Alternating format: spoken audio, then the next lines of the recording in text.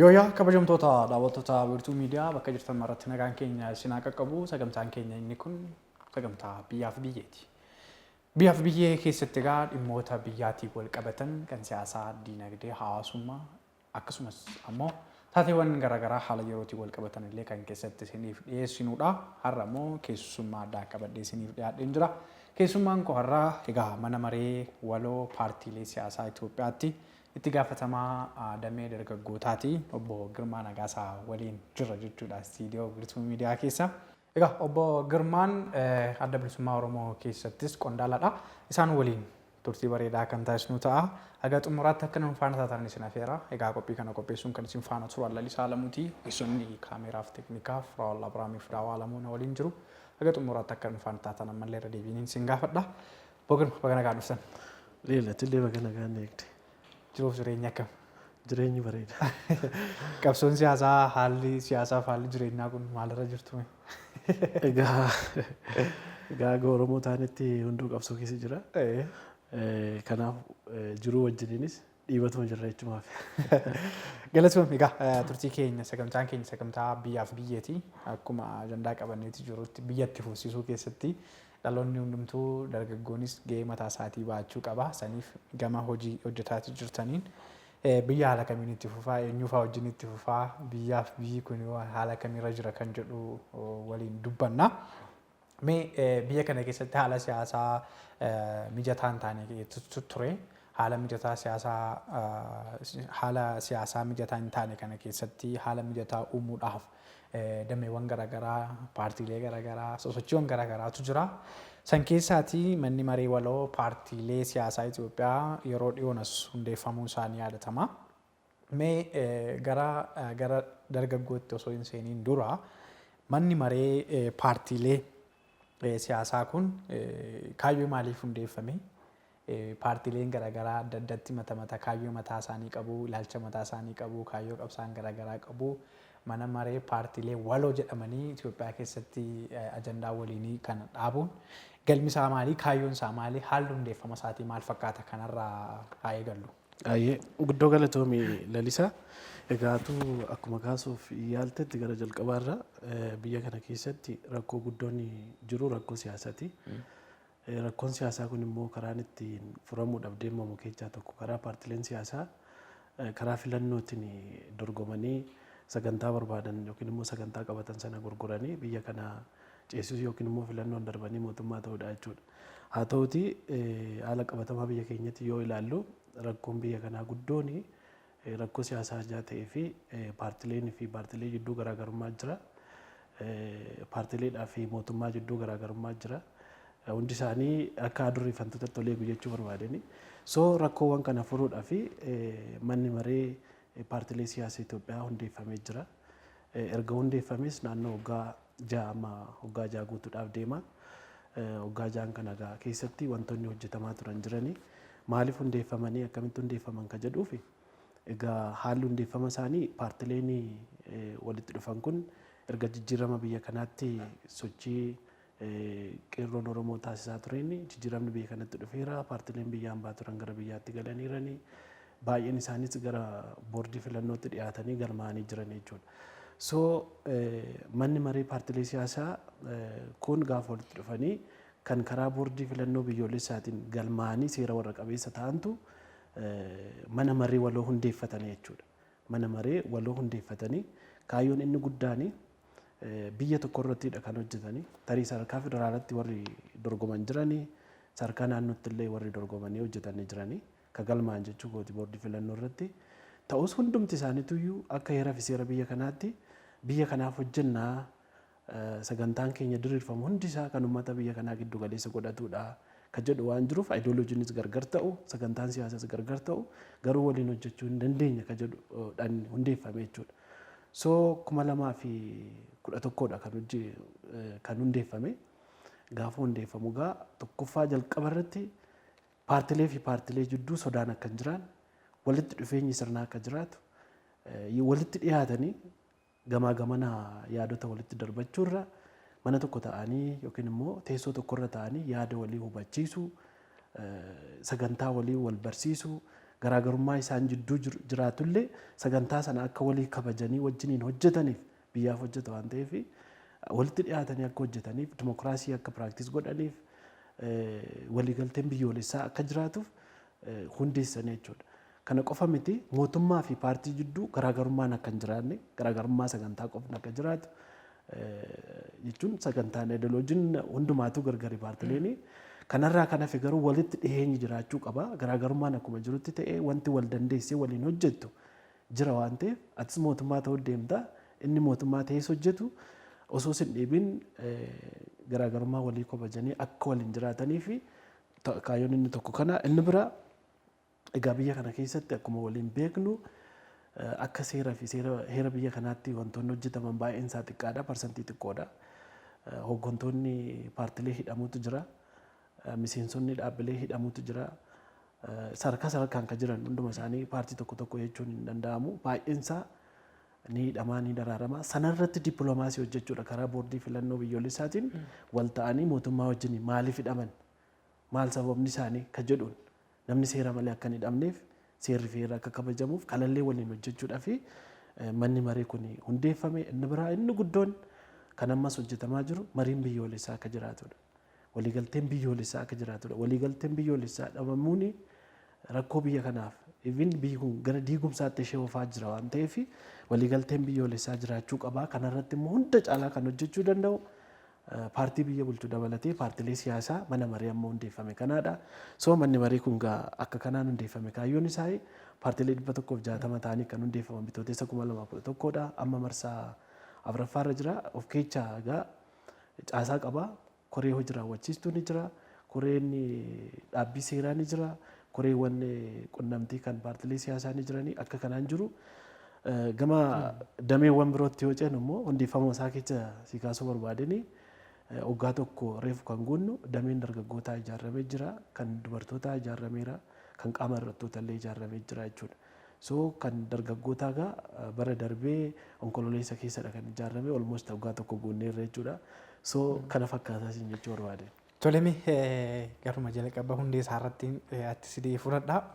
Waggaa ja'a guuteeti kan jiru manni maree waloo paartiilee siyaasaa kuni waggoottan ja'an kana keessatti hojii ijoonni hojjete maal fa'aadha hojjeteeti jira manni maree kun? Baay'ee gaariidha. Egaa waggaa ja'an kana keessatti manni maree paartiilee siyaasaa kun kan hojjete baay'ee bal'aadha. Tarii guutuu isaanii ibsuudhaaf dirqama illee dhiisuu mala. Walitti qabaan jira jaatee fi obbo Dastaa Dinqaati ammaa fi hoogganaan mana marii paartiilee siyaasaa Itoophiyaa ta'us keessa jirra waan ta'eef walumaan hojjechaa jirra. Wantoonni hojjetan baay'eedha. Inni jalqabarraa ijaarsa gaafan siin jedhu biyyi kun bal'oodha. Sadarkaa federaalaa jira, sadarkaa naannootu jira. Egaa mana marii naannoo irratti hundeeffamee jira. Naannolee 7 fi bulchiisa magaalaa 2 irratti iyyuu hundeeffamee jira manni marii kuni. Gadi bu'eera jechuudha. Birkiin isaa kana qofa miti dameewwan kan dargaggootas kan dubartootas maal kun sadarkaa naannolee hundatti akka hundeeffamuuf hojiin hojjetamaa ture. Dhaabbileewwan gargaarsa irratti hojjetan NGO'wwan garaagaraa wajjin wal ta'uudhaan kaappaasitii buildingiin kennamaa ture. Humna namaa irratti leenjiin garaagaraa kennamaa ture. So sadarkaa naannoo irrattis akka hundeeffamu taasifamee jira jechuudha. Mana marii kanatu hojjete. Inni biraa mariin biyyoolessaa akka jiraatuuf mootummaa irrattis dhiibbaan godhamaa ture. Haga biyyoota ambaa irratti even Ingilizii wajjiniin hojiin hojjetamaa ture, Swiidin wajjiniin hojiin hojjetamaa ture, warra gamtaa Awurooppaa wajjin illee hojiin hojjetamaa ture. Hojii baay'ee bal'aadha jechuudha. Mariin biyyoolessaa akka dhufuuf, waliigalteen biyyoolessaa akka dhufuuf, because rakkoon biyya kanaa rakkoo siyaasaa jedhamee irratti waliigalameera waan ta'eef kanarratti hojiin hojjetame baay'ee bal'aadha. Waan paartii bira jiru paartiin biraallee akka kabajuuf hojiin hojjetame baay'ee guddaadha siin jechuu barbaadeni. So moor maalirratti deemaa ture ijaarsa irratti kan hojjechaa turre jechuudha. Tole mana maree waloo paartiilee siyaasaa kana keessa paartiin amma biyya bulchaa jiru paartiin badhaadhinaas keessaa qooda qaba. Waggaa mana maree paartiilee siyaasaa jennu warreen mormituu qofa jedhanii warri hubatan ni jiru.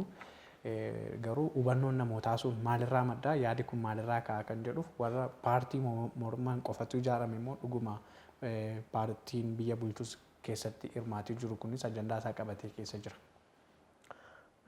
Gaafuma jalqabarra kaasnu mana maree paartilee siyaasa Itoophiyaa kan hundeessan boordii filannoo biyyoolessaa irratti warra galmaa'anii jiranidha.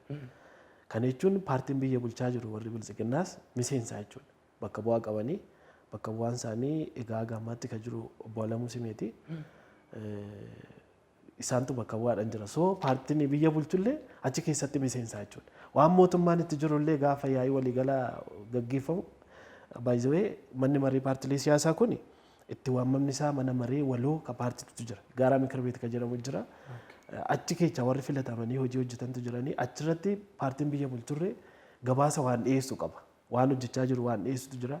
Paartilee waan gaafatantu jira waan deebisu jira. So keessa jiranii miseensa jechuudha. Mormitoota qofa miti.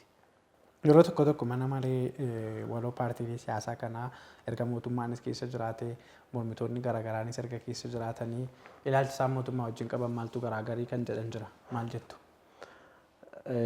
Egaa jidduu keessa kaaseen ture paartileen siyaasaa sagantaan isaanii hundi tokko miti. Garaagarummaa qabanii ABO'n sagantaa mataasaa qaba waan hordofu qaba. KFO'n illee akkas bilchiginnaan illee akkasi warri IABA illee akkasuma paartilee hedduutu jira warri IZEMA paartiin naannoo 107 siin jedheera amma kan keessa jiran naannoo 57ti. So hundi isaanii garaagarummaa sagantaa qabu jechuudha. Mootummaanii fi paartileen kun tokkodha jechuun hin danda'amu. Amma rakkoon biyya keessa jiru inni guddoon akka furamuu fi qabsoon gaggeeffamaa jiru mootummaa waan itti jiru dhaabee marii biyyoolessaa kana ofitti fudhatee gaggeesse mariin araaraa akka bu'u lolli akka dhaabbatuuf lolli kanaan dura kaaba biyyaatti gaggeeffame sun dogoggora jedhee paartileen siyaasaa kaasaa turani. Kan immoo deeggaran illee jirani. Ammas waraanni biyya keessatti gaggeeffamaa jiru kun dhaabbachuu qaba jedhanii paartileen siyaasaa amma ibsa baasnutti gahamee tureera. Kana namoonni beekaa. So waliin hojjetu jechuun isaan lola amma gaggeessaa jiru kana paartileen waloo kun hin gargaaran jechuu miti. Hin gargaaran jechuu miti. Kan itti amannu marii biyyoolessaati. Waraanni gonkumaa furmaata rakkoo siyaasa biyya kanaa ta'uu hin danda'u jennee itti amanna waan ta'eef waliin jirra jechuun waan mootummaan godhu kana walumaan godhaa jirra jechuu miti akkasitti na hubadhu. Ayyee galatoomii egaa mana maree waloo paartiilee siyaasaa Itoophiyaa keessatti dameen dargaggootaa kophaatti of danda'ee dhaabbateeti jira. Mee dargaggoonni mana maree paartiilee siyaasaa kana keessatti humna akkamii qabu? Damee kana keessatti dargaggoota waliin maal faatu hojjetama? Warri damee dargaggootaa kana hooggantan yoo dargaggootuma siyaasa keessa jiran qofa irratti fuulleeffattu moo dameen dargaggootaa kun of danda'ee dhaabbachuun faayidaan isaa maali? Dargaggoota gara siyaasaatti bobbaasuudha moo dargaggoota waliin hojjechuudha moo hundeeffamni isaa kaayyoon damee kanaa maali? Baay'ee gaariidha. Egaa hundeeffamuun damee dargaggootaa paartilee siyaasa Itoophiyaa jalatti hundeeffameef inni guddaan hirmaannaan dargaggootaa siyaasa keessatti qabanii akka daraan dabaluufi. Hirmaannaan dargaggoonni siyaasa keessatti qaban akka biyya kanaatti baay'ee xiqqaadha. Baay'ee gad aanaadha jechuudha. So hundeeffamni isaa ka'umsi isaa sanada waliigaltee kan paartilee siyaasati achirraa ka'umsi isaa kaayyoon isaa wanni garaagaraa ta'u hin jiru. Garuu itti waamamni keenya mana maree kan dargaggootatu jira jechuudha. Manni marii dargaggootaa kan paartilee siyaasaa akkuma jirutti ta'ee nutis marii waliigalaa keessa warra filatamneedha. Kan dargaggootaa kuni kana jechuun paartilee garaagaraatu dorgomaa ni dhiyeeffatu. Egaa sagantaan jira. Kaayyoon isaa ifatti taa'ee jira. Kaayyoon dameen dargaggootaa hundeeffameef inni guddaan tokkoffaa hirmaannaan dargaggootaa siyaasa keessatti akka dabaluudha. Lammaffaa ijaarsa biyyaa keessatti gaheen dargaggootaa olaanaa waan ta'eef achirratti jalqabumarraayyuu shaakaluutu itti jiraata. Paartilee siyaasaa keessatti, asifama mootummaa keessatti, dhaabbilee dhuunfaa keessatti wherever hirmaannaan dargaggootaa jiraachuu qaba kan jedhuudhaan hundeeffame jechuudha.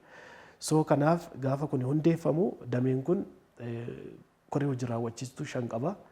5 keenyayyuu paartilee garaagaraa keessaa walitti dhufnee hundeeffamne. Fakkeenyaaf ani paartiin irraa bakka bu'e adda bilisummaa Oromooti. Itti aanan kiyya immoo wabiin yookiin immoo Walaayittaa Biiraawii Niqinnaaqee kan jedhutu jira.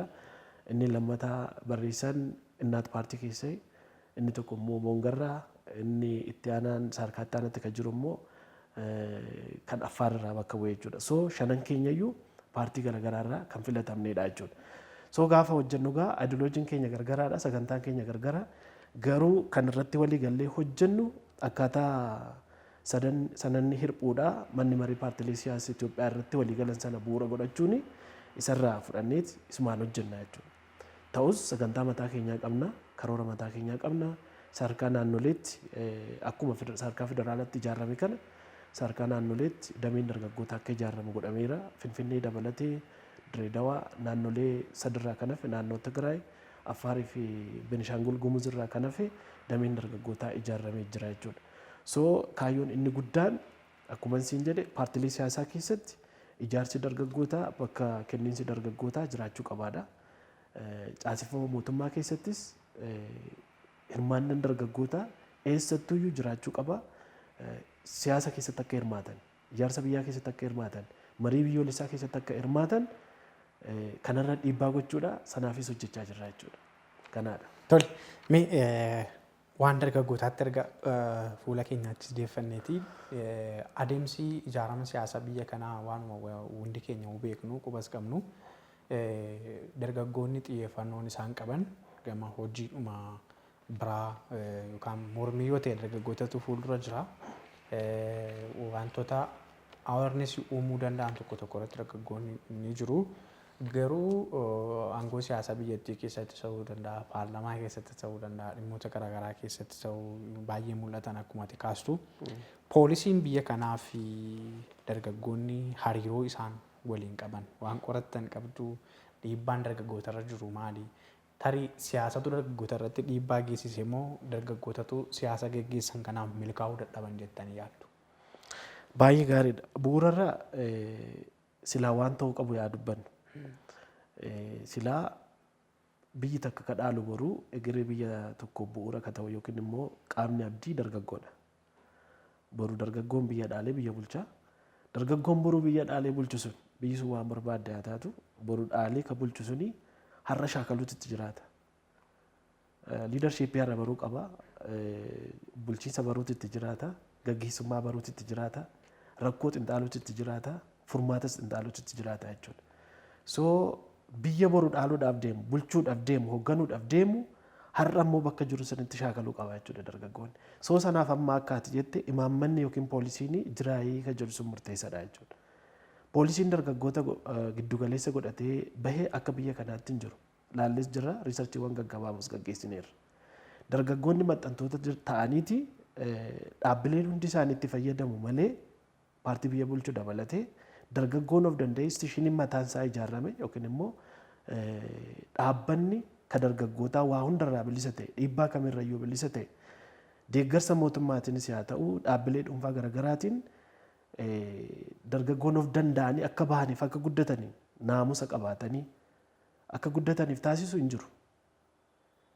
Hundi isaayyuu dargaggoo ergataadha. Dhaabbileen biyya kana keessa jiran sadarkuma gandaarraa yoo fudhatte waajjira dargaggoof ispoortii jedha, waajjira dargaggoo maaloo jira, liigii dargaggootaa kan jedhu jira. Qorannoo nuti gaggeessinis wantootuma kana arganne jechuudha. Inni suni qaamni wayii itti fayyadamee ergachuudhaaf kan diriirfame malee kophaatti of danda'anii gama hundumaa waa hundarraa bilisa ta'anii siyaasarraa bilisa ta'anii waa hundumarraa bilisa ta'anii akka isaan of gaaniif akka of ga'oomsaniif akka aangomaniif qaamni isaanii kophaatti ijaaree guddisee hin jiru. Kan sirriitti quba qabna jechuudha. So qaama kanarratti qaama boruu biyya bulchu kanarratti invest gochuun akkaan baay'ee barbaachisaa. Waa hunda caalaa irratti akka hojjechuun barbaachisa. Kana jechuun maal jechuudha? Dargaggoon dhiibbamee gara siyaasatti galuu osoo hin ta'in dhiibbamee qaama wayii akka inni deeggaru akka ta'u osoo hin ta'in of danda'ee sagantaa siyaasaa paartii wayii ofiisaa dubbatee hubatee ofiisaa dubbisee hubatee ofiisaa ilaalee akeekee waan immoo hawaasa isaa keessa jiru uummata kiyyaa hin fayyadamu hin fayyadu kan jedhu qorannoo akka gaggeessuuf karaan banamee fi rakkoo sanaaf immoo furmaata isaa duukaa akka inni hojjetu karaan itti agarsiifamu waa hundarraa dhiibbaa ta'e inni kun hin jiru jechuudha.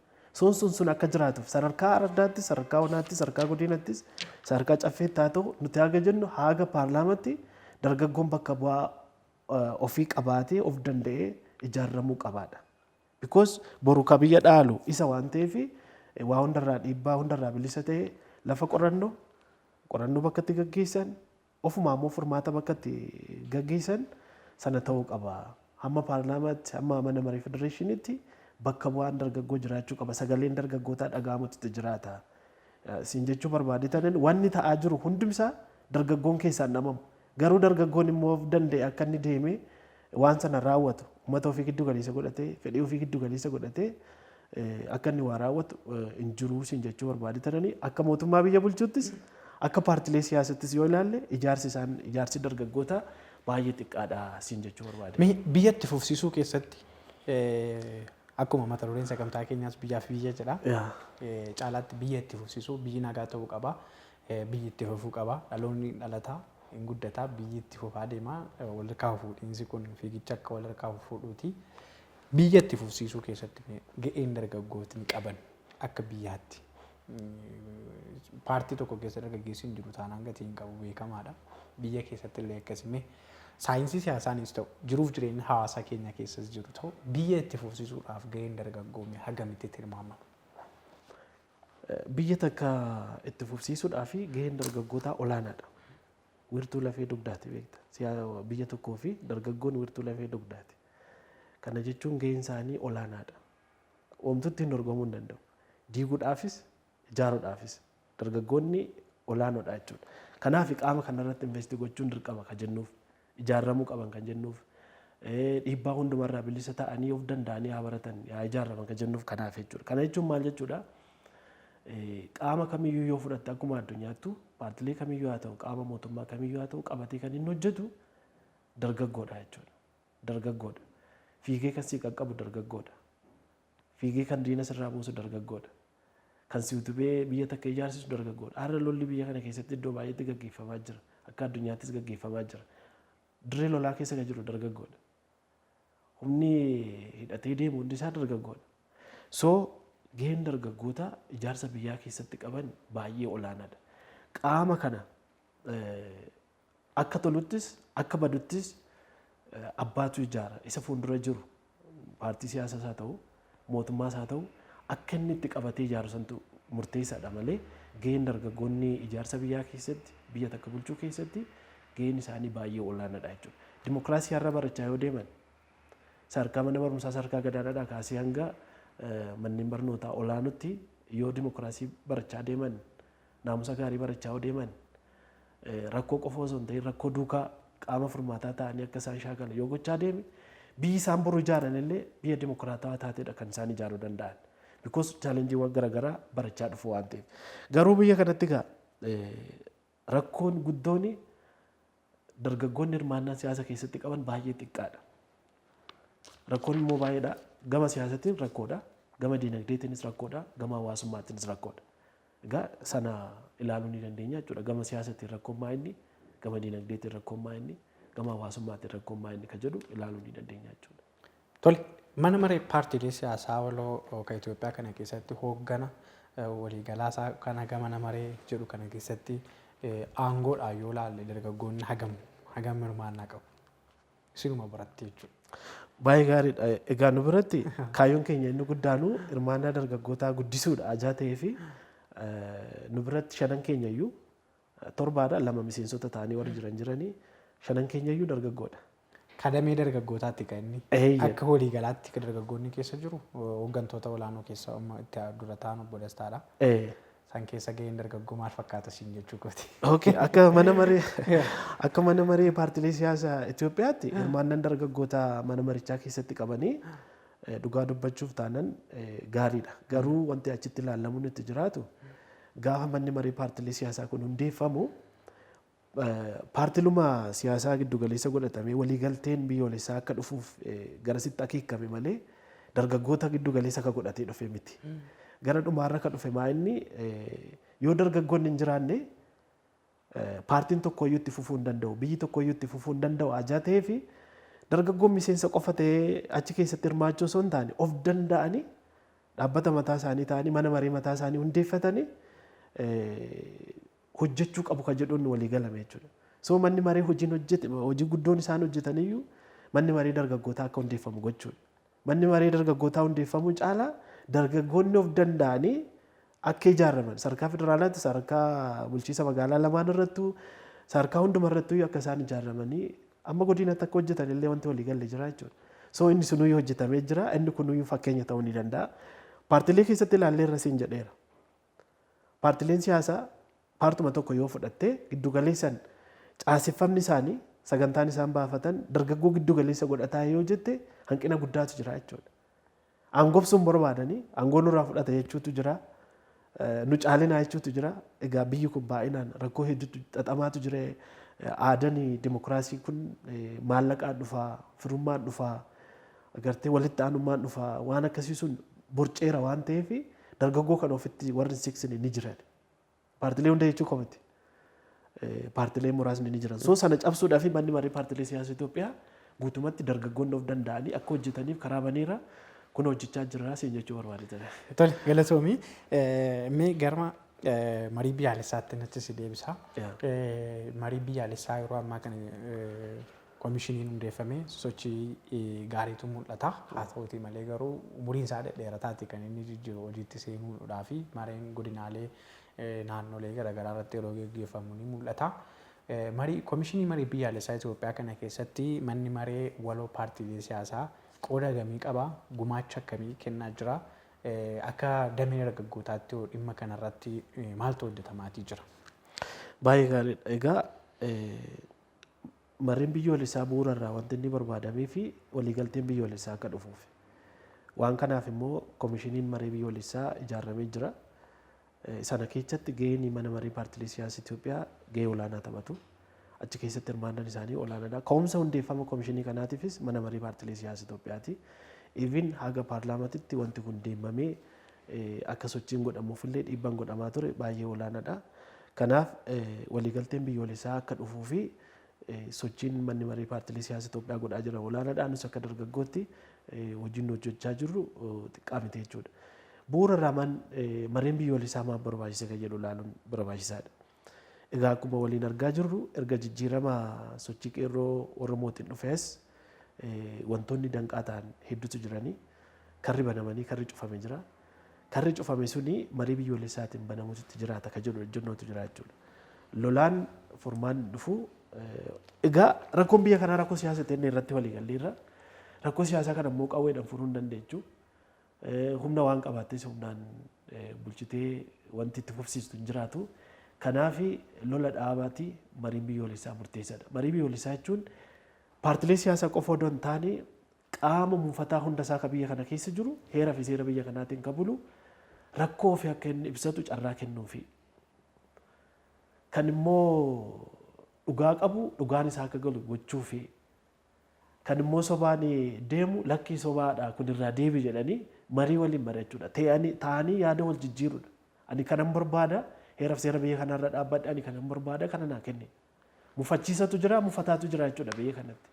Kanaaf amma lolli naannoo Oromiyaatti gaggeeffamaa jiru, naannoo Amaaraatti gaggeeffamaa jiru, kan kanaan dura naannoo Tigraayatti gaggeeffamaa ture sun mufataatu ture mufachiisatu ture jechuudha. So mariin biyyoolessaa kunis kan inni giddu galeessa godhatu ijoonuu waliigalteen akka jiraatudha. Mufachiisanis heeramu biyya kanaatiin bula, kan mufates heeramu biyya kanaatiin bulaa jira waan ta'eef araaramuu qabanidha. Kanaaf immoo nuti akka mana marii paartilee siyaasa Itoophiyaattis akka dargaggoota mana marii keessa jirruttis kan jennu lolli biyya kanaa dhaabbate mariin biyyoolessaa hunda hammataa ta'e irra dibaa odoo hin taane amma kan argaa jirru koomishiniinis qaamuma tokkoon dhiibbamuutu jira. Egaa aadaan siyaasa biyya kanaa xiqqoo ishee rakkoo qaba siin jedheera. Warruma humna qabu jala warri deemu jira. Warruma maallaqa qaban jala warri deeman jiranii. Sun hafee marii irra dibaan hafee mariin dhugaa hunda hammataa ta'e qaama mufataa hunda isaa kan hirmaachisu qaama furmaataa kan rakkoo biyya kanaa akka ta'uu danda'u akka hirmaatee mariin gaggeeffamuuf irra guddaa mootummaa irratti dhiibbaan kan godhamaa jiru.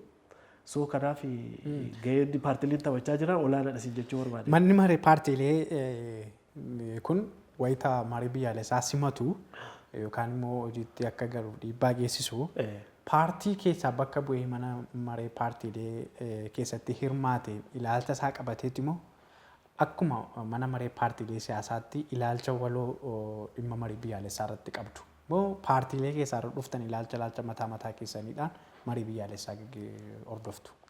Yaada bareedaa kaaste.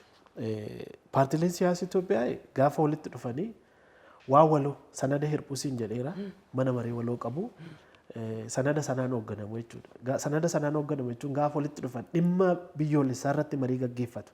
Adaloojiin isaanii akkuma jirutti ta'e sagantaa isaanii achitti balaqqisiisuu hin danda'an. Sagantaa kiyyattu sirriidhaa kee sirrii miti kan jedhu hin jiru. Garuu biyya tana walumaan qabna waan ta'eef sagantaa keenya gaafa filannoon gahu uummatatti hin gurgurannaa qaama hundatti hin gurgurannaa hin ibsannaa. Garuu ammatti marii biyyoolessaa irratti gatteenyee mari'achuu qabnaadha. Araarri akka bu'uuf nagaan akka bu'uuf gatteenyee mari'achuu qabnaadha. Eenyu duukaa mootummaan illee itti dabalame jechuudha. Paartiin bilchiginnaatis mana marii keessatti miseensa ajaa ta'e gattaanii waliin mari'atu jechuudha. Kanaaf gaafa marii gaggeessan ajandaa kan paartii isaanii achumatti dhiisanii dhufu malee mana marii san keessatti mooriin balaqqeessisanii jechuudha. Ijaarsa biyyaa irratti kan mari'atan waliigaltee biyyaa irratti kan mari'atan jechuudha. Malee gaafa marii biyyoolessaa gaggeessan kaafoonis kophaa abawoonis kophaa warri izeematis kophaa abinis kophaa qabatanii dhufanii kan dhuunfaa wanti mari'achiisan hin jiranii. Dhugaadha gaafa manni marii paartilee siyaasaa wal gahanii achirratti waan kaafatan jiraachuu mala. Karaa boordii filannootiin akka ilaalamuuf karaa paartii mana maree kanaan akka ilaalamuuf kan barbaadan paartileen ni jiran. Fakkeenyaaf miseensi paartii tokko gaafa hidhamu maaliif akka hidhame akka qoratamuuf paartichi dhiyeeffachuu danda'a jechuudha. Mana marii sanaaf boordiidhaaf illee hooggansi isaa yoo hidhamu rakkoon garaagaraa yoo irra gahu fakkeenyaaf abaa fudhachuu dandeenya hooggansi isaa hidhameera waajjiraalee isaa hedduu cufamee jira. Kun iyyanni iyyatamee jira jechuudha. Kana boordiin filannoos ni beeka manni marii paartilee siyaasaa illee ni beekan jechuudha. Kanaaf yeroo tokkollee walitti dhufanii ijaarramanii hidhamtoota siyaasaa irra deemanii ilaalaniiran kan adda bilisummaa Oromoodha. Amma ayuduree dabalatee maal akka keessa jiran akka ilaalamuuf waan iyyatameef ilaalameera jechuudha. So ajandaan paartilee bakka itti ilaalamu jira sagantaan waloommoo akkatti hojjetamu qaba jechuudha. Kanaaf gargar bahee jira gaafa walitti dhufan dhimmuma marii biyyoolessaa irratti haasa'uusiin jechuu barbaade. Manni maree waloo paartiilee siyaasaa kun paartiilee mataatti irraa ijaaraman sanarratti deemee dhiibbaan qabaatu jettanii yaaddu haala kana. Doomineetu waan godhuun fakkaatu. Hin qabaatu. Inumaayyuu paartii tokko jira bira waan jiru hubachuudhaaf carraa argatta. Fakkeenyaaf ati paartiin kee naannoo kibbaa keessa jirta yoo ta'e paartiin Beeniin kan jedhu jira fakkeenyaaf Beeshaangul Gumuz jira sagantaa isaanii hin beektu ta'ati. Gaafa dhufanii garuu asitti haasa'anii dhimma biyyoolessaa irratti dhimma ijaarsa biyyaa irratti gaafa isaan haasa'an waan isaan jiru bira jiru hin hubatta jechuudha. Sagantaan isaaniitis achumaan carraa wal baruu argatta carraa sagantaa isaanii argachuu barta. So faayidaan isaa olaanaadha. Kanaaf dhiibban inni hin jiru. Maybe sodaan egaa akkuma siin jedhee hunduu wal sodaata. Bakka humna qabutti paartiiwwan hundi wal qixa miti. Hirmaannaa sadarkaa federaalatti warri qabaniif sadarkaa naannootti warri qaban wal qixa miti. Paartii tokkoon dominanti ta'uun mul'achuu jiraachuu mala. Kun egaa yeroo baay'ee bilchiginnaatu hamatama. Paartilee baay'een bilchiginnaadhaan hammatamtaniirtu warri jedhu jiranii. Isin tokkuma erga wajjin mari'atte warri jedhan ni jiru. Garuu wanti sirriitti hubatamuu qabu paartileen mana tokko keessa taa'anii waan mari'ataniif ajandaa tokko baatanii deeman jechuu miti. Ajanduma bilchiginnaan jettu fudhatanii deeman miti. Ajanduma paartiin ta'e himan baatanii deeman jechuu miti. Yaada irratti waliigaluu qaban akka irratti waliigalanii fi mari'atu. Waltajjii malee tokko jala seenuudhaaf illee miti jechuudha. Humna kee agarsiifatta achitti. Humni ati agarsiifattu uummata kee keessa maaltu jira? Rakkoon uummata keessa jiru maal? Gaafiin uummataa maal? Uummanni maal barbaada? Dhugaan eessatti dabde? Eenyutu dhugaa galchuu qaba? Ishee kana waliin mari'atta waan ta'eef bakki itti liqinfamtu jiraatu bal'inaan jechuudha. Carraa yaaduma kee sirnaan ibsachuu argatta waan ta'eef marii biyyoolessaa kun gaheen isaa olaanaadha. Kanarratti furmaata dhabamuu isaa irratti rakkoodha malee furmaatoon siin jedhu mootummaan itti amanee guutumatti hin furanne sodaata waan ta'eef jechuudha. Because aadaan dimokiraasii lafa qabsiisuu biyya kanatti xiqqaa waan ta'eef akkuma Afrikaatti baay'ee gadaanaa waan ta'eef fudhachuun sodaatu malee dhiibbaan godhamu olaanaadha siin jechuu barbaade. Marii biyyaalessaa kana ergaa ka'umsi yaada isaatii yookaan wixineensa mana marii paartiilee waloo kana biraa ta'e galmi marii biyyaalessaa Itoophiyaa keessatti uumuudhaaf kaayeffate maal jijjiiruun akka barbaadame waliigaltee siyaasaa kan jennu ta'ee bakka jirutti fakkeenyaaf gama Oromootti Oromoo marii biyyaalessaa kana keessa maal argachuu qaba? waan inni dhabe immoo maal ture maal marii biyyaalessaa kanaan argachuu qaba waan inni jedhamu akka mana mareetti kan ajandaa dhaaba keessanii fudhatanii itti seentan kana osoo mariin kun milkaa'ee Oromiyaan kan argatti yookaan adda bilisummaa Oromoo kana milkeessa waan isin jettan marii biyyaalessaa keessatti maali? Seeruma biyyattii gama fooyyessuuti immoo dhimma alaabaadhaa waan komatamu jira, dhimma heera biyyaa irratti waan ga'u jira, ilaalchumti siyaasaa wantoota garaagaraatu jira. Sana mee akkamittiin ilaaltu? Baay'ee gaariidha. Egaa marii biyyoolessaa kana keessatti yaadonni dhiyaatan hedduudha waan ammaati gaafte kun waan ijoodha. Alaabaan ni ka'a. Heera jijjiiruun ni ka'a. Naannolee diiguun iyyuu ni ka'a. Waan baay'eetu ka'a jechuudha. Garuu fakkeenyaaf akka abaa'otti abaa'onni marii biyyoolessaa keessatti gaafa hirmaatu ajandaa ofii yookiin immoo sagantaa ofii baatii miti kadhaqu sagantaa uummata Oromooti baatee kadeemu kaayyoo qabsoosaa ka ganamaa sana yookiin immoo kaayyoo sababa qabsaa'uuf sana giddu galeessa godhatee dhiyaatee innis marii kaafachuu danda'a yaada dhiyeeffachuu danda'a moor ajandaa uummataati jechuudha ajandaan inni achi keessatti raangodhu abinis akkasuma kan affaaris akkasuma kan warra izeematillee akkasuma jechuudha. So achi keessatti gaa marii biyyoolessaa gaafa jennu yaadota kan hunduma isaa kaastee irratti walii galu jechuudha. Irratti walii galuudhaaf garuu dirreen tapha kee heera biyya kanaati. Heera fi seera biyya kanaati. Alaabaa jijjiiruu yoo ta'e heerri biyya kanaa maal jedha? Akkamitti immoo walii galtee jijjiiruu dandeessa? Naannolee diiguu yoo ta'es akkasuma. Naannoleen amma naannoon Oromiyaa diigamuu qaba. Naannoleen diigamanii tos harkaa federaalatti galuu qaba. Warri jedhanii dubbatanillee hin jiran jechuudha. Heerri jijjiiramuu qaba warri jedhan jiran. Bu'uurarraa garuu kan sirriitti ilaalamuun itti jiraatu paartileen siyaasaa iyyuu kun akka isaan walitti dhufan kan godhe heera fi seera biyya kanaati. Paartileen hundis akka hirmaatan immoo kan karaa banee fi hiree fi murteeffannaa kan sabaaf sablammoota biyya kanaati. So qabsoon ati gaggeessaa turte yookiin immoo paartiin ati bakka buute uummanni ati bakka buute sagantaa kee dhiyeeffattee dorgomaa turte uummata waan ta'eef hiree uummataa sana fidattee dhufte jechuudha. Kanaaf dhuunfatti waan achi keessatti kaastu hin jiru waan ta'eef fedhii hunduma isaa giddu galeessa godhachuuf dirreen taphaa heera fi seera biyya kanaati. Alaabaadhaan kan wal qabatu heerri maal jedha kan jedhutu laala. Naannoo diiguus haa ta'u. Kanaaf taphichi heera fi seera giddu galeessa kan godhatu malee akkaataa paartileen barbaadanitti yookiin immoo paartiin tokko barbaadutti wanni ta'u hin jiru. Siin jechuu barbaadetananii amma walii galteen iyyuu kan dhufuu dideef isa kanaadha inni guddoon. Maaliif jennaani fedhiin paartilee baay'ee fedhii isaanii akka raawwatu warri barbaadan jiran. Mariin biyyoolessaa kun silaa saffisaan odoo hojiitti hiikamee jiraate waliigalteen biyyoolessaa kun daddafee odoo hojiitti galamee jiraate hiree ofii murteeffannaa sabaaf sablammootaa kan jedhu hojiitti hiikama ture. Lolli Tigraayin gaggeeffamu ture. Lolli har'a Oromiyaa keessatti gaggeeffamaa jiru kun silaan gaggeeffamu ture. Kan naannoo Amaarattis gaggeeffamaa jiru gaggeeffamu ture. Kiiwwata 39 beekta yoo ta'e muraashan jalatti kiiwwata xiqqaa muraashan jalatti kan jiru hiree ofii murteeffannaa sabootaa haga foxxoqqootti kan jedhu jira jechuudha. Saboonni hiree ofii murteeffannaa erga kennamee fi akkamitti hiree ofii murteeffatu kan jedhu sun riifar godhamuutti jiraata. Aangoon naannoleef kenname jira.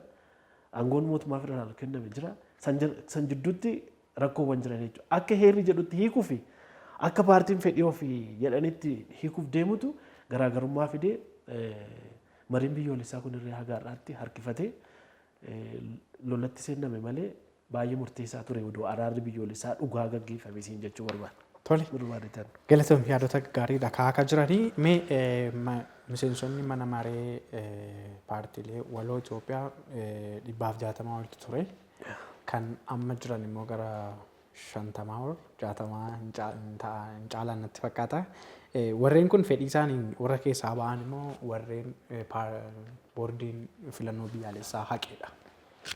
Egaa jalqabarraa boordiin filannoo kan haqe TPLF ture kan warra Hiwaat jechuukooti. Isaan sana boordiin filannoo yeroo Burtukaan Miidhagsaa hooggantuu turtetti paartiin sun already shororkeessummaadhaan waan himatamee fi yeroo sana boordii filannoo irraa qabee ture. Inni sun egaa boordiitu haqee jechuudha. Kan biraa kan fedhiidhaan keessa bahanii jiranii. Kana waan jennu mana maree waa lamatu jira. Mana maree paartiilee siyaasaa keessa akkuma jiranitti ta'anii marii biyyoolessaa irraa kan of qabantu jira jechuudha. Ajandaan marii biyyoolessaa erganaa kan dhufedha. inni suni garuu yeroo filannoo sanaaf jedhamee hundeeffame waan ta'eef dhimmoota filannoo wal qaban piraaktis gochuu jalqabumarraa haga dhugaatti boqonnaa duraarraa haga boqonnaa dhumaatti waliin hojjechuu ture waan ta'eef inni sun akkasumatti jira jechuudha. Ammallee akkasumatti taa'ee jira.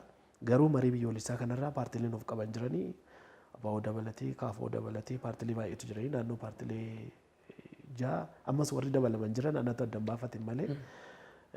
Moor sila abbicha doo ibsee gaariidha.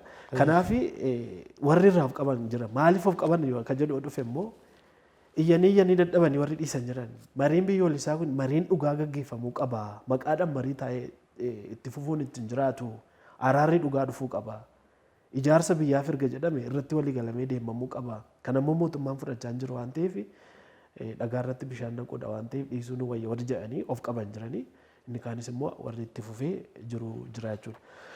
Haasaa keenya irratti egaa dhimmoonni kun ijoon isaanii walitti qabaa isaan ilaallata. Dhimma dargaggoo irratti immoo osoo naa xiyyeeffatte waan dargaggoo siin jechuu hin danda'a. Tolee egaa gara dargaggootti achi si deebisaa turte jettee egaa dargaggoon akkuma tuqaasaa turte humna biyya kanaati biyya itti fufsiisuudhaaf anniisaa olaanaa jennee jirra. Haala amma qabatamaa biyyattii kana keessa jiruunis ammoo akkuma jalqabayyuu kaasnee rakkoowwan dargaggoo irratti ba'atan baay'eetu jiru. Dargaggoon isin gama mana marii paartiilee siyaasaatiinis ta'u akka paartiittis ta'u akka dhuunfaattis hojii maneen dargaggoonni fuulduratti isaan eeggatu. Hojii manee san dabalatee rakkoowwan dargaggoo irra jiran akka hojii dhabdummaa akka qaala'insa jireenyaa ammaa irraa wal qabatu dargaggoonni dhiibamanii waan sila siyaasaan wal qabachaa turre kaasu san keessatti ofii dhiibamanii itti seenu rakkatanii itti seenu wanta tokkotu jira. Biyya dargaggoodhaaf taatu ijaaruun akkamitti danda'ama akkamiin dhiibbaa geessisuun danda'ama kan jedhu irratti cichoomina akkamii qabdu? Baay'ee gaariidha. Egaa jalqabumarraa gaafa dubbannu biyyi takka biyya taatee deemuudhaaf dimokiraasiin akka lafa qabataa deemu taasisuudhaa fi dargaggoota hirmaannaan dargaggootaa siyaasa keessatti qaban akka dabalu gochuun akkaan murteessaadha jechuudha. Kana jechuun maal jechuudha? Egaa dargaggoonni boru biyya kana ka dhaalanidha waan ta'eef rakkoowwan dargaggoonni akka siyaasa keessatti hin hirmaanne gama ammaatii kaasite gama diinagdeetiin gama hawaasummaatiin jiran kun akka cabu gochuudha. Mee wal duraa duuba naa ilaallu rakkoonni siyaasni dargaggoo irratti qabu maa inni ka jedhu yoo ilaalle biyya kanatti dargaggoon ergamaadha malee akka inni ergatu yookiin akka inni of ta'ee deemu akka inni of angobsee hojjetu wanni taasifamu hin jiru jechuudha. Waa hundumaaf ergamaadha. Paartii biyya bulchuufis ergamaadha dargaggoon. Paartiilee siyaasaa baay'eedhaafis ergamaadha dargaggoon. Hunda jechuu koo miti. Inni kun hafuu qabaadha. Rakkoon siyaasaa gaafa lafa qabachuu hin dandeenye dargaggoon ulee ta'a. Nama hundatu itti fayyadama jechuudha. Waraanatti kan argamu dargaggoodha. Waa hundatti kan ittiin heddu dargaggoodha jechuudha. So kun deemee yoo dargaggoonni sirnaan hin baratanii akkaataa baratan sanaan yoon hojjetin yoon akka angaan yoon taasifamin biyyi kun rakkoon ishee furamuu hin danda'u jechuudha. Qaamni furmaataa boru dhufu baay'ee xiqqaataa jechuudha. Kana jechuun oolman dargaggootaa godaarraa eegalee mana barumsaa sadarkaa tokkoffaarraa eegalee haayiskuuliiwwan yuunivarsiitiiwwan dhaabbilee garaagaraa keessatti dargaggoonni hirmaannawwan isaanii akka cimu of danda'anii waa hundarratti shaakala akka gaggeessan bulchiisa gaarii irratti akka isaan shaakalan liidarshiip irratti manaajimentii irratti akka isaan shaakalanii sadarkaan taasisuutti itti jiraata jechuudha. Siyaasni biyya kanaa garuu sanaaf hin eeyyamu. Dargaggoonni akka gama hooggansaatti dhufamu hin barbaadamu. Yoo dhufan illee dargaggoota kaayyoo ofiitti fe'anii soofti weerri ta'anii akka isaan hojjetan barbaadu malee of ta'anii sagantaa fedhii isaanii barbaadan filatanii akka isaan dorgomaa ta'anii aango'an yookiin immoo uummata isaanii bakka bu'an warri barbaadan xiqqaadha jechuudha. So rakkoodha jechuudha kun rakkoon kun cabuutti jiraatan dargaggoonni of ta'anii ergamuu irra odoon ta'in of ta'anii rakkoo hawaasa keessa isaanii keessa jiru qoratanii bifa qorannootiin irra gahanii furmaata ofii barbaadutti jiraata malee bitamaa ta'uun ittiin jiraatu. Kan ammoo dhiibbaa gochuu qaban jechuudha gama siyaasatiin. So siyaasni biyya kanaa dirriin baay'ee dhiphaadha. Dargaggootaaf carraan kennamu hin jiru jechuu iyyuu dandeenya jechuudha. Yoo jiraate iyyuu warra ergamanidha. Inni kaan maallaqaan bitama, inni kaan aangoodhaan bitama malee dhugaadhaaf hin bitama jechuudha. Kanaaf haguma dargaggoon rakkoo siyaasaa keessatti kufaa deemu yookiin immoo siyaasa sirnaa akka hin gaggeessine taasisaa deemu haqni badaa deemte jechuudha. Haqni bu'uurumarraa badaa deemti. Dhugaan bakka dhabdi dharratti iddoo argachaa deema jechuudha. Dhugaan uummataallee kanatti dhokachaa deema jechuudha. Gama diinagdeetiin yoo dhufnu gama diinagdeetiin yoo ilaallu egaa rakkoon siyaasaa jira jechuun waraanatu jira, lolatu jira, wal dhabdee jira, dhiibbaa garaagaraatu jira. Rakkoon siyaasaa jira jechuudha. Biyya keenya amma kan hunkuraa jiru qabatamaadha rakkoo siyaasaati. Tigraayatti lolli gaggeeffamaa ture rakkoo siyaasaati. Naannoo Amaarattis rakkoo siyaasaati. Heeran kan hiikamuu qabu hiikamuudhaaf. Naannoo Oromiyaa irrattis waggaa jahaaf deema lolli gaggeeffamaa jiru rakkoo siyaasaati. Akkaataa heerri fi seera biyya kanaa jedhuun odoo furamuu qabu osoo furamuun hafuu isaati. Sana keessatti ulee ta'ee kan miidhamaa jiru eenyudha? Dargaggoodha. Kan dhumaa jiru eenyudha? Dargaggoodha. Mana hidhaa guutee kan jiru eenyudha? Dargaggoodha. Siyaasa odoon beekiin kan itti seenanii rakkachaa jiran eenyudha? Dargaggoodha. Kanaaf dargaggoonni keenya of ta'anii deemutu itti jiraata. Paartii siyaasa tokko keessatti isaa hirmaatu haa ta'u waan raawwachuudhaaf deemutti maafan raawwadha akkamittan raawwadha eessattan raawwadha jedhee of gaafachuutu itti jiraata dursee. Hawaasa koo hin fayyadamoo hin fayyadu jedhee ilaaluutu itti jiraata. Lolatti seenuu dura, waraanatti seenuu dura, deeggaruu dura, mormuu dura maafan deeggara maafan morma jedhee ofirratti murteessuutu itti jiraata jechuudha. So dinagdeen biyya kanaas dargaggoon akka of ta'ee hin deemne godheera. Har'a dhaabbileen kontiraakshinii garaagaraa hin jirani. Qacarriin mootummaa hin jiru.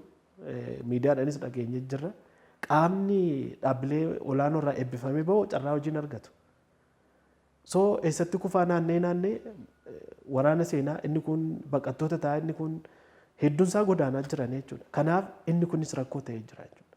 Rakkoo kanaaf furmaata akka ta'uu danda'u dargaggoon yoo ijaarame bakki yoo isaaf kenname ijaarsa dhugaa yoo ijaarame rakkoo kana furuu danda'a boruufiyyuu jechuudha. Kanaaf rakkoon dinagdee kun dargaggoonni akka of hin ijaarre godhee jira. Hirmaannaan dargaggoo siyaasa keessatti qaba silaa akka daraan qulqulluu ta'e akka ijaaramu akka hin taane godheera. Inni biraa ilaalcha uummata keessa jirudha. Har'a hawaasa keessa kan jiru gama amantiitiin yoo fudhatte gama aadaatiin yoo fudhatte siyaasa keessa yoo seene ilmi mucaan wayii yookiin immoo ilmi nama wayii maaliif ibiddatti seente jechuutu jira. Siyaasni waan badaa akka gadheetti ilaaluutu jira jechuudha. Garuu rakkoon biyya kanaa siyaasa ergatee dargaggoon siyaasa sanitti seenee furmaata fiduutu jiraata karaa sirriitiin jechuudha. Kanaaf ilaalcha hawaasa keessa jiru odoo nyaatteen quufin jechuun jira barnoota kee adabatteen barattu kan jedhu jira hojjetaa mootummaa yoo taate cal jettee mindaa kee nyaattu kan siin jedhu jira ati silaa rakkoo biyya kanaatiif furmaata jettee gaafa hojjettu ilaalcha hawaasa keessa jirullee dargaggoonni akka hirmaannaa siyaasa keessatti hin qabaanne taasisee jira jechuudha. So inni kun dargaggoonni keenya ijaarsa biyyaa keessatti qooda akka isaan hin qabaanne taasisee jira siin jechuu barbaaditan. Humni dargaggoo yeroo baay'ee humna saafilaa jedhama. Humna dhugaa fi haqa irratti fuulleeffatudha. Keessumaa dargaggoonni daa'imummaa irraa wal dhufa waan yeroo daa'imummaa arjummaa garaan isaa taliila waan qulqulluu wayii qabatee wal guddata. Dhugaa waan na jedhutu jira. Siyaasni immoo siyaasaaf dhugaan immoo waggaa laallu wal dhiita. Kana keessatti haalli siyaasaa kun dargaggoon siyaasatti madaquu dhabuun callisee dhuma waa mormuun hooggansa siyaasaa keessatti galuun siyaasni baay'ee hammaataadha dargaggoof. Bifa saayinsiitiin haa ilaalu. Siyaasni soba kan jedhu sana hin fudhadhu. Akkumaatu jette amma ilaalcha hawaasa keessa jirudha inni kun. Siyaasa gaafa jedhamu ispeeshaalii naannuma Afrikaa kanatti yoo fudhatte kan biyya keenyaa dhiisitii guutuusaa soba jedhamee fudhatamaa jechuudha. Garuu siyaasni soba miti. Siyaasni amansiistee amanuudha. Kennitee fudhachuudha. Rakkoo keessana tooftaa ittiin furachuudhaaf galmaan gaachuudhaaf deemtu santu karaa dhugaa bakki deemtu jira. Bakki itti immoo sobdee bira dabartu jira jechuudha rakkoo sana. Gaafa kana gaamu egaa sobuun siyaasa jedhanii warri amanan jiran jechuudha. Deemsa daandii siyaasichaa santu sobaaf dhugaa akka nu jennu taasisa malee siyaasni soba miti. Siyaasni dhugaadha jechuudha. Siyaasa jechuun haasoftee amansiisudha. Dubbattee amansiisudha. Kennitee irraa fudhachuudha. So tarii firiin isaa immoo har'a odoo hin taane boru kan mul'atu waan ta'eef deemsa boru argattu sanaa fi wanti har'a deemtu karaan irra deemtu nama hundaaf galuu dhiisuu mala karaa sana sobdee bira darbuu dandeessa jechuudha. Tarii bakka sadiitti soba jechuun danda'ama. Kun bifa sadiin ilaalama. Propagaandaadha. Gara warri adii kun isaan akkattii kan qabanii gama keenyatti yoo deebisne propagaandaa sadi jireedha. Propagaandaa adii, propagaandaa gurraacha, Propagaandaa giddu galeessa kan jedhamu jira. Adii jechuun dhugaa gaggeessu jechuudha. Fakkeenyaaf amma qabsoo Oromoo yoo fudhatte mirga abbaa biyyummaati. Lafa kee irratti abbaa ta'uudha. Hiree kee ofii murteeffachuudha. Propagaandaa adiidha. Waan sobdeetti makattee jiru hin jiru. Yoommoo mirga abbaa biyyummaa jettee Itoophiyaan hin diiga lakki Itoophiyaan diigamuu qabdi baduu qabdi jettee yoo kakkaatu ta'e propagaandaa sobaati jechuudha. So bakki itti sobdu jira. Bakka itti immoo haqa keessa sirnumaan dubbatatu jira jechuudha siyaasa keessatti. So siyaasa guutuutti soba jechuun hin dandeessu. Kanaaf adeemsa isaatu akkas jechisiise malee siyaasni sobaa miti. Garuu immoo dhuguma akka jette dargaggoon humna ho'aadha. Humna ho'aa kana garuu dhugaa barsiisuu sitti jiraatadha. Akka inni bitamaa ta'u gochuun sitti hin jiraatudha. Dhugaa barsiisuu qabda. Akka ofiisaa shaakalu gochuu qabda. Dhiibbaa siyaasarraa bilisa gochuu qabda. Dhiibbaa siyaasaa jechuun maal jechuudha? Kan keetti fe'uu hin qabduu jechuudha. Garuu inni kan hawaasa isaa sana akkaataa saayinsii barateen akka inni deemu gochuu qabdaadha. Amma hoggansi sadarkaa sadarkaan jiru biyya kanatti yoo ilaalte saayinsii siyaasaa kan barate miti. Kan poolisummaa baratee bulchaa ta'utu jira. Kan akkaawuntii baratee kan milishaa ta'utu jira. Akkaataa barattisaniin hojiin hojjetamu hin jiru. Siyaasni garuu akkaatuma ittiin dakanaa ol guddistu saniin dhufuu qabaadha. Qabiyyeen siyaasaa dhugummaan siyaasaa jechuudha. Siyaasni mataan isaa lafanaa ol guddattu suni waan qabattee guddattu dhugitti qabattee deemtu santu siyaasa jennaani malee akka itti kan kana miti isiin jechuu barbaade. Tole galatoomii sa'aan keenyas dhumaa jira waan ta'eef gara fuulduraatti dargaggoonni egaa adeemsa siyaasa biyya tokkoo nagaa gochuu keessatti caaseffamni akkasuma poolisiin biyya tokkoo yookaan imaammatni biyya tokkoo guddina isaa akka saffisiisuuf humni dargaggoo guddaadha jenneetti walii galleerra. Hirmaannaan dargaggoota biyya kana keessa jiru laafaadha jenneerra. Biyyattiin poolisiin isheen dargaggoo irratti qabdullee mijataa miti jennee waan kana kaasneeti dhimmoonni ijoon irratti kaasaa turre sanadha. Sana furuudhaaf yoo fuuldurri maalii falli maalii akka mana maree paartiilee siyaasaattis akkuma ilaalcha hawaasaa jiru kanaatti hojimanii fuulduraa dargaggoo eeggatus yookaan immoo mootummaa eeggatus hawaasa eeggatus hojimanii fuulduraa maali dargaggoo irratti? Ayyee yaada gaafii bareedaa kaaste egaa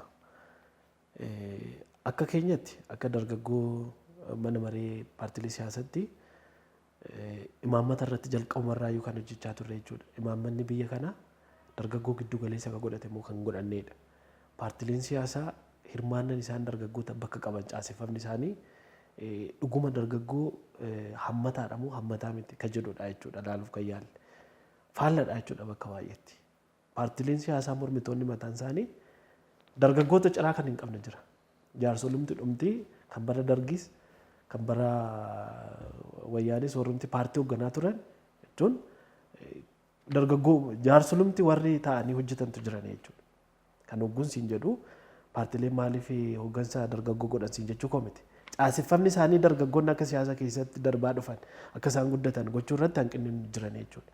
Gama mootummaattis yoo fudhanne caaseffamni dakaa aga dhaqee paarlaamaa gootti jiru dargaggoon maxxanaadha malee of ta'ee akka inni deemuuf imaammanni yookiin poolisiin isaaniif qophaa'ee jiru ilaalleerra waan ta'eef jechuudha. Maaliif isaan fayyada poolisiin kun yookiin immoo imaammanni kun yoo jenne dargaggoon dhaabbata of danda'e dakumaayyuu haga gubbaatti akka isaan ijaaraman dhimma biyyaa irratti haa ta'u dhimmuma hundumaa irratti dhimma hawaasummaa irratti haa ta'u dhimma diinagdee irratti haa ta'u ijaaramanii godaa jalqabanii ijaaramaa yoo dhufanii dimokiraasii lafa qabsiisu dhugaadhaaf cichanii hojjetu. Biyyi sunillee biyya jabduu taati biyya irraa famne taate jechuudha hirmaannan dargaggootaa yoo jabaa ta'e. Kanaaf nutis kan barbaannu dargaggoota waajjiraalee maqaa dargaggootaan ijaaruu odoo hin ta'in maxxanaa ta'anii ergamaa ta'anii akka isaan jiraatan odoo hin ta'in dargaggoonni of ta'anii of danda'anii aangomanii akka isaan jiraatan barbaanna jechuudha. Hirmaannan isaaniis harkaa araddaa irratti harkaa onaa irratti dargaggoo ta'anii akka isaan hirmaatan dhiibbaa kamirraayyuu bilisa ta'anii yoo kana goote malee ati kana raawwattoo osoo hin ta'in of ta'anii akka ijaaraman dhiibbaa kamirraayyuu bilisa ta'anii akka isaan ijaaraman gochuudha. Yeroo ammaa poolisii qopheessaa jirra imaammata hojjechaa jirra imaammata dargaggoodha jechuudha. Sana gaafa hojjennu gaa dargaggoota hundasaa akka hammataa ta'utti hojjechuudha. Fakkeenyaaf yuunivarsiitii keessa gaafa jiran dargaggoonni maal hojjechuu qaban? Gara liidarshiipitti dhufuudhaaf, gara manaajimantiitti dhufuudhaaf maal gochuu qaban? Maal piraaktis gochuu qaban? wantoonni garaagaraa ijaaramutu jiraata. Har'a yoo ilaallu naannoo yuunivarsiitii irratti barattoonni hedduun araadaan qabamanii jiran. Baay'een isaa yuunivarsiitii irraa qabee araadaan qabamee daandiirra deemaa jira. Ergamaadha. Namni isaan gargaaru hin jiru. Namni isaan dhaggeeffatu hin jiru. Osoo ijaarsi dargaggoo garuu isteeppiidhaan asii ol ijaaramee raate achii gadis wal quba qabaata jechuudha. Rakkoo jiru wal furmaataaf dhiibbaa garaagaraa godha. Paarlaamaa keessatti bakka bu'aa qabaachuu qaba dargaggoon. Mana maree federeeshinii keessatti bakka bu'aa qabaachuu qaba. Akka heera seera biyya kanaatti. Fooyya'uu qabas taanaan fooyya'uutu itti jiraata jechuudha. Ijaarsa biyyaatiif boru dargaggoon murteessaadha erga jedhame dargaggoon bakka bu'aa qabaachuu qaba. Eessattuyyuu haa ta'utu jechuudha. Eessattuyyuu dhaabbilee qabu keessatti. Dhaggeeffachuu qaba waan murteessan. Abbootiin amantaayyuu waan murteessan dhaggeeffachuu qaba dargaggoon. Waan biraa dhiisitu jechuudha. Dhimma biyyaati ajaa ta'eef dhimma ijaarsaati. Boru isaantu dhaala waan ta'eef jechuudha. Soo nutis kana giddu galeessa godhanne wantoota akka dargaggoonni siyaasa keessatti hin hirmaanne danqaa ta'an kan siyaasaa, kan hawaasummaa, kan diinagdee hunda isaa kan giddu galeessa godhanne dargaggoon of ta'anii akka deemanii fi yaalii garaagaraa gochaa jirra. Dhiibbas qaama hundarratti gochaa jirra. Poolisiin illee akka qophaa'uuf dhiibbaa garaagaraa gochaa jirra jechuudha. Akkuma Afrikaattu biyyoota 13 qofaadha. Poolisii kan qabu kan dargaggoota giddu galeessa godhate jechuudha. Biyyi teenyas keessaa hin qabdu jechuudha. So garuu liigii dargaggootaa jedhanii qabu isa paartiitti ergata. Waajjira dargaggoof ispoortii jedhu yeroo barbaadanitti ergatu yeroo barbaadan hin diigu. So kana kan akka hafuuf waan isin jettan kun isinis kan hojjettan dhimmoota paartii irratti. Kan waan imaammanni isin jettan kunis gama paartiitii wanta dhufaatii jirudha. Wanta poolisiidhaan wal qabatu kun osoo gama paartiitiin hin ta'uu ta'e qaamni walabaa wayii qindeessee waan gaarii ta'uu hin fakkaatu waan jedhuun qaba. Fakkeenyaaf liigii dargaggoo kan jedhu mootummaa tokkotti dhimma ba'a yookaan kan ammatti naan jettu jechuudha. Dargaggoof ispoortii maal daa'immaniif dargaggoo kan jijjiiraa turan. Sana paartiin mootummaa yookaan amma aangoorra jiru itti fayyadamuu danda'a. Isaatu bulchiisa soo miindeessas ta'uu danda'a. Isinis gama keessaniin paartiileedha. Kan jettan jechuudha. Waggaa waan poolisii jettan kana hundeessitan akka biyyaatti raggaasifamu boriif taanis paartiileetu dhimma itti ba'a waan kanatti waan jedhamu hin dhalatu sodaa jedhu wal qabsiistaniittu. Inni dhugaadha ni jira. Garuu akka barbaaddetti ijaarate. Nu amma akka ijaarsa biyyaatitti akka biyyaatti dubbanna malee akka paartiitti miti. Paartiileen hunduu garuu kan nuti jennu kana giddu galeessa godhatanii ijaarrachuu qabanidha. Imaammata baafachuu qabanidha. Poolisii dargaggoota baafachuu qabanidha. Paartiilee hedduun poolisiin qabanii poolisii dargaggootaan qaban siin jechaadha. Imaammata dargaggootaan qaban siin jechaadha. Paartiin biyya bulchuu siin qabu siin jechaadha. Inumaayyuu siyaasa irraa bilisa akka ta'e hirmaannaan dargaggootaa siyaasa keessatti akka cimuuf. Baay'ee siyaasa gaggeessuunii fi hirmaannaa siyaasaa dargaggoota keessatti dargaggootaa cimsuu jechuun garaagarummaa ni qaban. Saayinsii barachuu jechuudha. Hirmaannaa dargaggootaa siyaasa keessatti guddisuu jechuun waan biyya isaa akka baruuf akka hubatuuf gochuudha. So dhaabbileen dhuunfatu yoo dhimma dargaggoota irratti akka hojjetaniif karaan banamee jira. Isaan wajjin amma kaappaasitii boolingii nuti leenjisaas jirra namoota garaagaraa leenjiin garaagaraa kennamaa jira jechuudha. Warra inni daa'ee wajjin dhaabbilee dhuunfaa hedduutu kan warra biyya Neezerlaand wajjin hojjechaa jira. KRF kan warra Jarmanii wajjin hojjetamaa jira. Dhaabbilee hedduu wajjin hojjetamaa jira. Gamtaa Awurooppaa wajjin paartiilee hedduun hojjechaa jira. Kan hoggunsiin jedhu ijaarsa biyyaa irratti dargaggoo giddu galeessa kan godhate malee paartii fi dargaggoo giddu galeessa kan godhate miti jechuudha. Sana immoo paartiilee hundumtuu imaammata sana fudhatanii hojiirra oolchuu qabanidha. Mootummaa dabalatee paartii biyya bulchuu dabalatee jechuudha. Kanaaf fudhachuu danda'an yoo fudhatan iyyuu gaariidha akka fudhataniif irratti hojjenna waan ta'eef jechuudha. Kanaaf imaammatuma dargaggoota rakkoo isaanii karaa siyaasaa furuuf karaa diinagdee furuuf karaa hawaasummaa furuuf akka ijaaranii akka isaan ol ba'an akka isaan guddatan gochuu. Amma dargaggoonni araada jalatti kufeera. Kan biyya bulchuuyyuu boru eenyu dhaga eenyu biyya dhaala. Inni kaan irra bosonatti dhumaa jira. Inni kaan mana hidhaatti rakkachaa jira. Inni kaan iddoon taa'anii jira. Inni kaan godaanaa jira jechuudha. Imaammanni isaaniif waa hunda isaa kana hambisee isaan hammachuu danda'u caayaan tokko ijaaramuutti itti jiraata. Hidhamuu qaba. Poolisiidhaan hidhamuutti itti jiraata. Aga paarlaamaatti kan jennu kanaaf malee paartiileen yoo fudhatan cubbuun qabu sin jechuu barbaade. Gara Oromiyaatti nasi deebisaa xumurra yeroon keenyas deemee jira. Haala amma Oromiyaan itti jirtuun nageenya Oromiyaadhaaf mariin garaagaraa jalqabee yeroo lama Tanzaaniyaattis eegalee gugguufateetti kan inni jiru. Sanarratti akka mana maree waloo paartiilee ilaalcha akkamii qabdu rakkoon Oromiyaa keessaa guyyuu akkam ta'ee furama jettanii waa yaaddan maal qabdu nagaan kun yoo dhufu ta'e yaaddoon jiru maal? jettanii yaaddu? Yaada kanarratti akka mana marii paartilee siyaasa Itoophiyaatti osoo hin taane akka mana akka damee dargaggootaatti jechuun hin danda'a. Kanarra darbee akka hawaasa keessa nama jiraatu tokkotti akka uummata Oromoo keessa jiraatutti akkuma qabsoon uummata Oromoo keessaa shoora qabu tokkotti kaasuun hin danda'ama. Egaa wanni Oromiyaa keessatti deemaa jiru hedduu nama yaaddessa. Egeree Oromiyaatiif, egeree Oromootiif illee, egeree biyya kanaaf illee akkaan yaaddessaadha jechuudha. Kana jechuun inni danqatu jira. Rakkoo siyaasatu danqame. Rakkoo siyaasaa silaa karaa siyaasaan furamuu qabutu danqame. Inni sun araaraan osoo furamuu qabu dhiigni nama hedduu jigeera, lubbuun namaa badeera, qabeenyi badeera. Rakkoon hedduun gaagaamni kan hin jedhamne uummata irra gahaa jira golee Oromiyaa hundarratti. Egaa inni kun baay'ee nu yaaddessa. Nuti akka mana marii dargaggootaatti kan jennu mariin kanaan dura jalqabame, araarri kanaan dura jalqabame sun cimeetti deemuutti jiraata jenna. Araarri amma marsaa lammaffaarra geera. Marsaa sadaffaarratti milkaa'inne yaadna. Garuu wanni jechuu barbaadnu nuti marii dhugaa ta'e gaggeeffamuun itti jiraata. Marii irra dibaatee odoo hin ta'in marii dhugaa uummanni maal barbaada?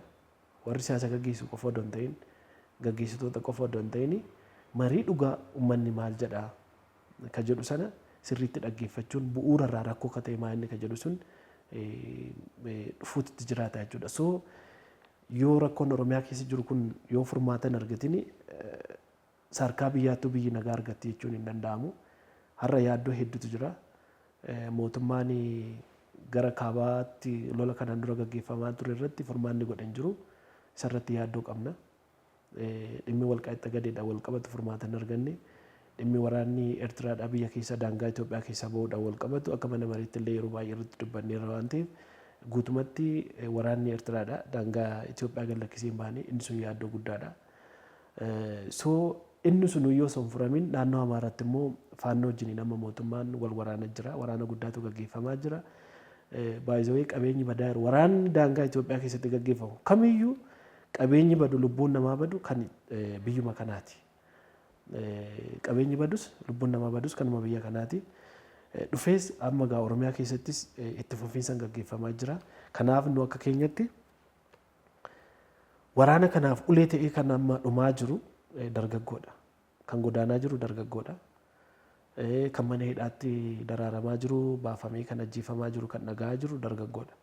Kanaaf kun deemee egeree keenya irratti dhiibbaan inni qabu olaanaadha jechuudha. Kanaaf gabaabumatti kan jechuu barbaadani mootummaan gattaa'ee of ilaaluutti jiraata.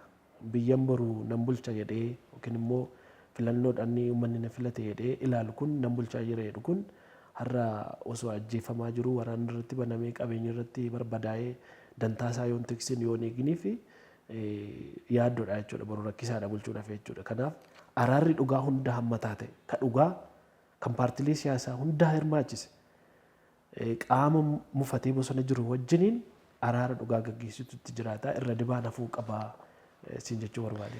Tore haa gudunfinuu dhumarratti dhaamsa yoo qabaatte cabaasii kennaa yeroon keenyatu waan deemee fi waan hambisne yoo jiraate daqiiqaa tokkoon siif fayyamu. Hayyee guddaa galatoomii egaa dargaggoota bakka bu'e waan ta'eef dargaggootumaanii waa tokko jechuu barbaada. Waraanni nu yaaddisa. Waraanni abjuu dargaggootaa karaatti hambisa. Mul'ata dargaggoota danqa. Egeree dargaggootaa dukkaneessa. Kanaaf dargaggoonni hamma danda'amaa ta'etti waan deemu hunduma isaa tasgabbiidhaan ilaaluutti jiraata. Waan deemu irratti deeggaruudhaafis mormuudhaafis maaliif hin deeggara yooman deeggara eessatti hin deeggara eessatti mormaa maaliif morma ka jedhu of gaafachuutti jiraata jechuudha.